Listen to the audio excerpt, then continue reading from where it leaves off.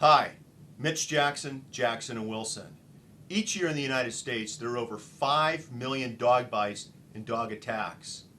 Of these 5 million dog bites, about 350,000 require emergency room care and treatment.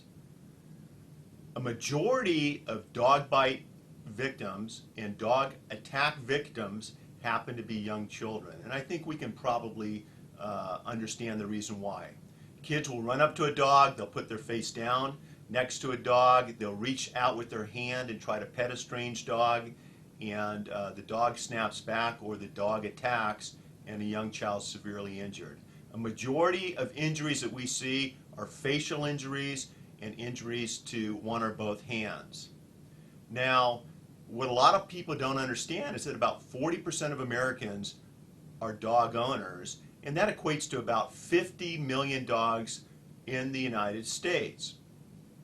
So the laws developed over the years here in the state of California and across the United States, but I'm talking to you about California law, that there is no one bite rule in California. If your dog bites somebody, injures somebody, attacks somebody, and that also includes another animal, then you're legally responsible. You're legally liable for the injuries and the damages relating to the dog bite and the dog attack.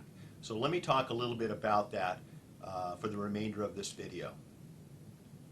Before I go into detail about what your rights are under California law if you're a victim of a dog bite or dog attack, I'd like you to know that my family and I are dog owners, and frankly, we don't know what we'd do without our beautiful Basset Hound Blue.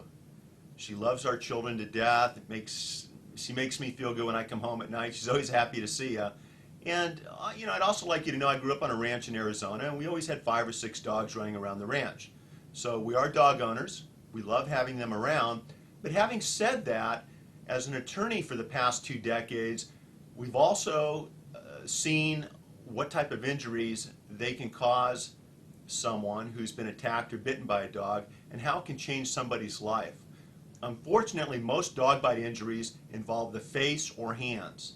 We've represented people who have had parts of their face bitten off by dogs, permanent facial scarring even after plastic surgery because of dog bites to the face, and we've also represented clients who have lost fingers and parts of their hand in dog bite or dog attack situations. Now, under California law, there's no one bite rule. What that means is if your dog bites someone, you're legally responsible for the injuries and for the damages. It's your responsibility to make sure the medical bills are taken care of, compensating that dog bite victim for the pain and suffering they've been through, and for the pain and suffering they may go through for the rest of their life because of facial scarring or for the lack of being able to speak clearly because part of a lip was bitten off, part of a tongue was bitten off, or the inability to write or use a computer keyboard because fingers were bitten off or parts of a hand were bitten off. Dog bite injuries can be very, very serious cases, and if handled properly, a victim can be adequately compensated, but it does take a lot of work and effort by both the client and the law firm representing the client. Dog bite victims are entitled to be compensated and made whole for all out-of-pocket expenses associated with the attack or the bite. This would include emergency room billings. This would include ongoing medical care and treatment, both past and future. This includes any loss of earnings that have been sustained because of the dog attack. It also includes compensating a dog bite victim for pain and suffering for having gone through the attack, and in some situations with permanent scarring on the face or hands or any place else on the body for that matter, for future compensation for the pain and discomfort, the anxiety associated with permanent scarring.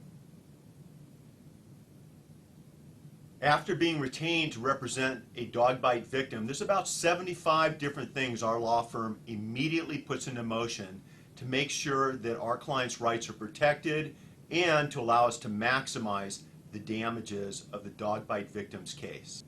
After being retained to represent a dog bite victim, there's about 75 different things our law firm immediately puts into motion to make sure that our clients' rights are protected and to allow us to maximize the damages of the dog bite victim's case.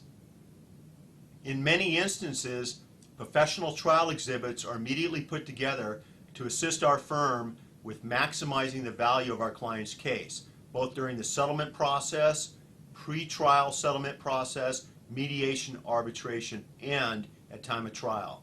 I'd like to show you an exhibit that we used successfully in a case that resulted in a pre-trial settlement offer being raised from $30,000 up to close to $500,000.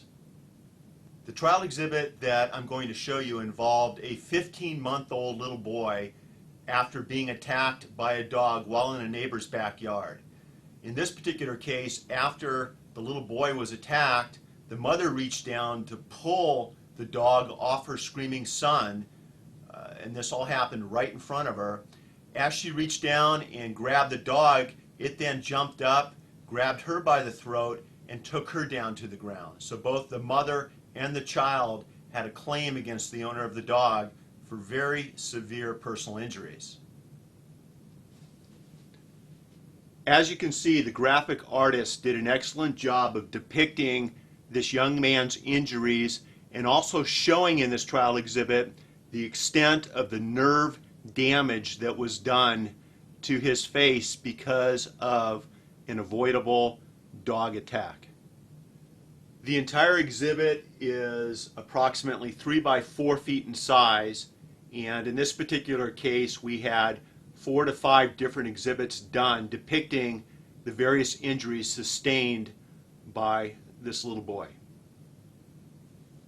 I understand that the trial exhibit I just showed you was somewhat graphic, but the reality of dog bite injuries and dog bite attacks are that in most instances the injuries are severe and in many cases lifelong. Today this little boy is doing fantastic, and the injuries to his face have healed very, very well, especially with the help of a board-certified plastic surgeon. For many different reasons, dog bite cases can be difficult and challenging to pursue in a court of law. Because of this fact, make sure you've got an experienced law firm protecting your legal rights and allowing you the best chance possible to maximize the damages you're entitled to under California law.